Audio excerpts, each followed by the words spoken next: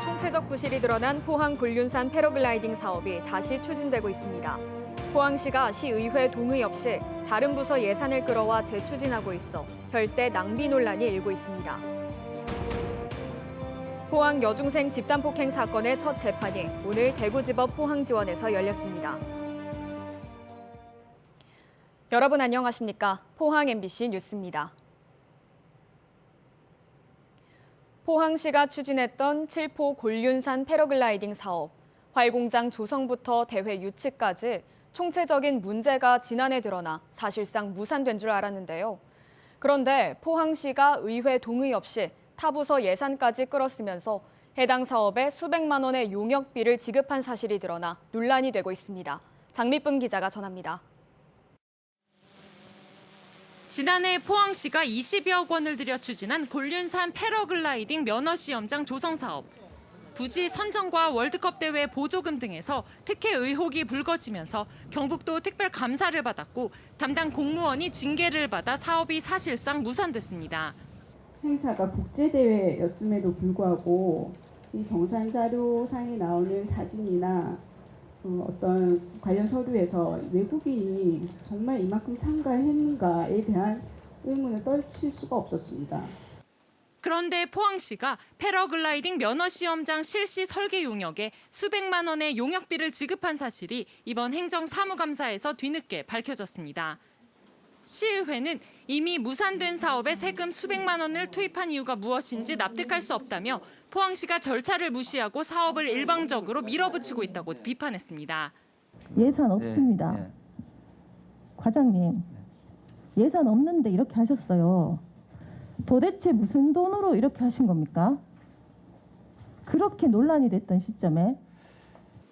더구나 포항시가 의회 동의 없이 사업을 추진하면서 용역비를 어디서 마련했는지 그 출처조차 밝히지 않아 행정사무감사가 중단되기도 했습니다.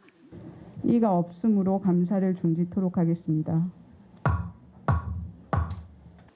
박희정 의원은 주관부서인 새마을체육과 지출목록 어디에서도 용역비를 찾을 수 없다며 이는 명백한 지방재정법 위반이라고 지적했습니다.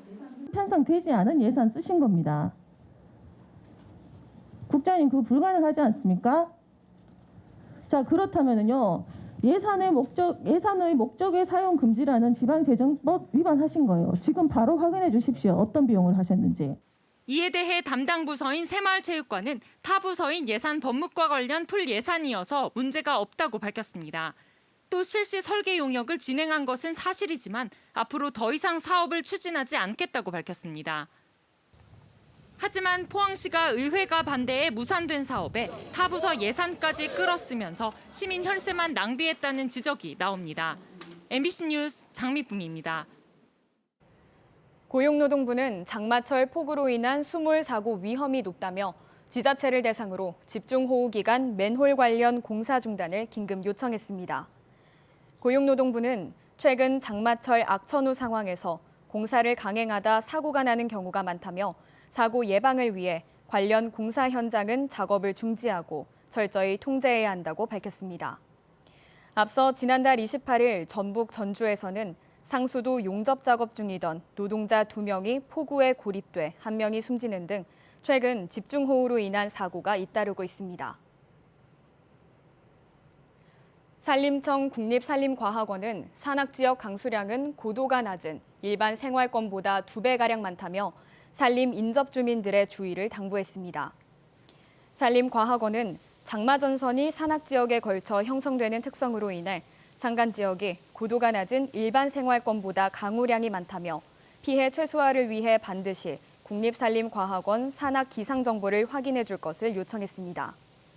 산림청은 현재 363곳에 산악 기상 관측소를 운영 중이며 올해 50곳을 늘려 산림재해 대응력을 강화할 계획입니다.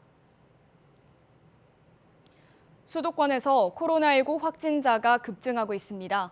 대구, 경북 역시 수도권 확진자 접촉으로 인한 확진이 늘고 있는데요. 전파력이 강한 델타 변이 바이러스까지 확인되고 있는데 얼마 전 거리두기 완화를 시행했던 대구, 경북은 다시 강화될 가능성도 나오고 있습니다. 조재한 기자가 전합니다. 주점 두 곳이 있는 한 상가입니다. 어제 종사자 2명이 감염된 데 이어 오늘 5명의 확진자가 더 나왔습니다. 0시 기준 대구의 확진자는 13명으로 일주일째 한 자릿수를 이어가다 2자릿수로 늘었습니다. 이 가운데 2명은 확진자가 급증하고 있는 수도권 확진자 접촉입니다.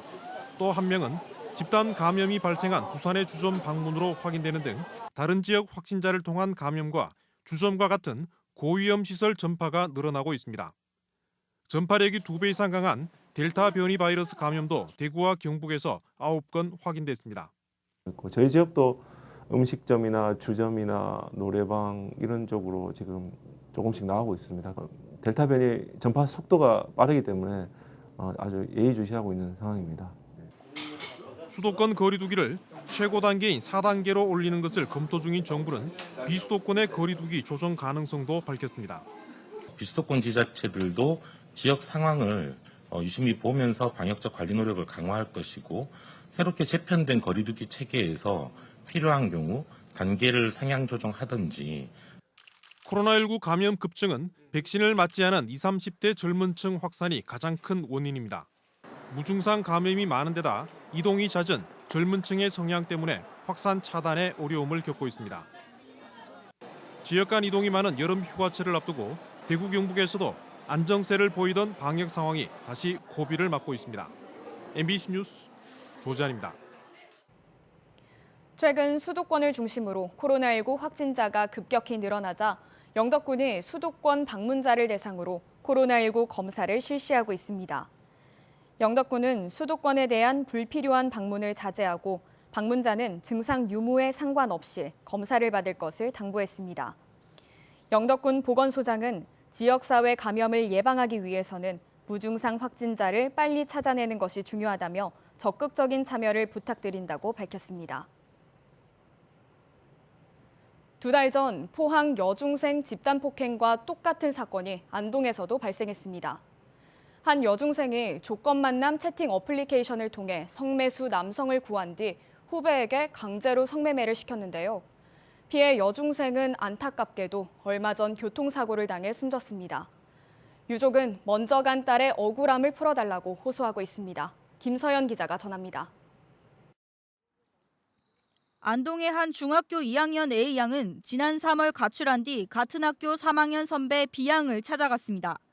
모텔에서 함께 지내던 선배 B양은 돈이 없으니 조건 만남을 해보지 않겠냐고 A양에게 제안했습니다.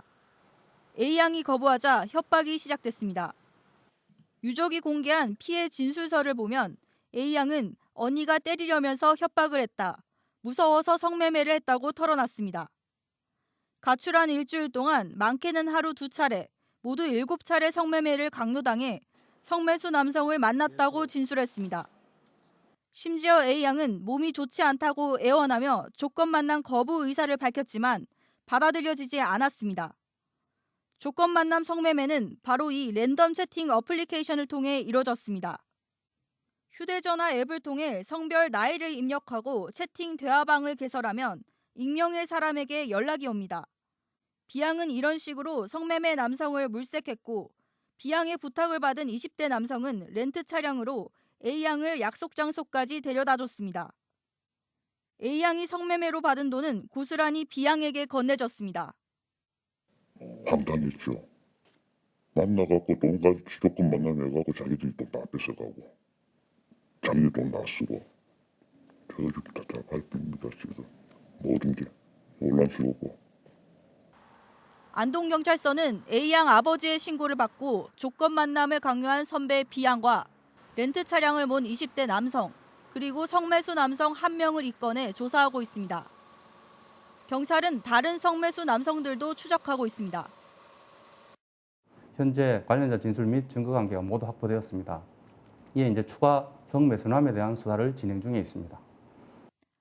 하지만 A양은 경찰 수사가 진행 중이던 지난달 초 교통사고를 당해 3주가량 뇌사 상태로 있다 최근 숨졌습니다. A양의 가족은 경찰 신고 이후에도 선배 B양의 폭행이 이뤄지는 등 접촉이 계속됐다며 학교와 경찰에서 적극적으로 보호 조치를 하지 않았다고 주장하고 있습니다. MBC 뉴스 김서연입니다. 또래 학생에게 성매매를 강요하고 집단 폭행한 혐의로 기소된 여중생 4명과 가담한 20대 남성 등 7명에 대한 첫 재판이 오늘 대구지방법원 포항지원에서 열렸습니다. 오늘 재판은 피의자의 신상 등을 확인하는 인정신문으로 진행돼 10여 분 만에 끝났습니다. 그리고 재판부는 피의자 이모 씨가 이번 사건 외에 추가로 경찰 조사를 받고 있는 3건에 대해 다음 재판까지 관련 내용을 첨부할 것을 검찰에 요구했습니다. 피해 학생 가족 측은 가해자들이 여전히 제대로 된 사과를 하지 않고 있다며 이들에 대해 강력한 처벌이 내려져야 한다고 밝혔습니다. 또한 다음 재판은 오는 21일 열릴 예정입니다. 경주와 울진에 내려져 있던 호우특보는 모두 해제됐습니다. 낮 동안 약해진 빗줄기는 밤사이 다시 굵어지면서 세찬비를 뿌리는 곳이 있겠습니다. 조주경 기상캐스터입니다. 오늘은 여름 더위가 시작된다는 절기 소서입니다. 경북 동해안 지역은 며칠째 비가 내렸다 그쳤다를 반복하고 있는데요. 강우 예상도를 보면 현재 장마전선은 동해상으로 점차 빠져나가고 있는 모습입니다. 다만 오늘 밤까지는 장마전선의 영향으로 빗줄기가 다시 강해지겠습니다. 돌풍과 함께 천둥, 번개를 동반한 요란한 비가 내리는 곳이 있겠으니까요. 피해 없도록 대비 철저하게 해주셔야겠습니다. 비는 내일 오전이면 대부분 그치겠습니다. 예상되는 비의 양을 보시면 5에서 80mm 정도로 지역별로 크게 벌어지겠습니다. 이어서 자세한 지역별 내일 날씨 보시면 내일도 덥고 후텁지근하게 느껴지겠습니다. 아침 기온은 21도에서 24도 분포로 시작하겠고요. 한낮 기온은 울진이 25도, 포항과 영덕 27도, 경주 30도까지 오르면서 낮 기온은 오늘과 비슷하거나 조금 높겠습니다. 울릉도와 독도의 아침 기온은 울릉도 21도, 독도 22도로 출발하겠고요. 한낮 기온은 울릉도 24도, 독도 23도 선에 머물겠습니다. 동해바다의 물결은 0.5에서 최고 2m로 잔잔하게 일겠습니다. 내일 장맛비가 그치고 당분간은 대기 불안정으로 인해서 소나기만 내릴 가능성이 있겠고요. 다시 다가오는 주말부터는 장마전선이 북상하면서 장맛비를 뿌리겠습니다. 날씨였습니다. 경북 동해안 해수욕장이 오는 9일 포항을 시작으로 개장하는 가운데 백사장몰에는 중금속 환경 기준에 모두 적합한 것으로 나타났습니다. 경상북도 보건환경연구원은 최근 도내 25개 해수욕장을 대상으로 납과 카드뮴, 수은 등 인체에 유해한 중금속 5개 항목을 검사한 결과 모두 환경관리 기준에 적합했다고 밝혔습니다.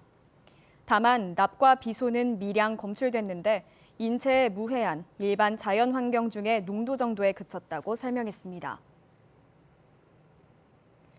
학교 생활기록부 기재에 지역별 차이를 줄이고 신뢰도를 높이기 위해 경북교육청과 대구교육청이 교차 점검을 했습니다.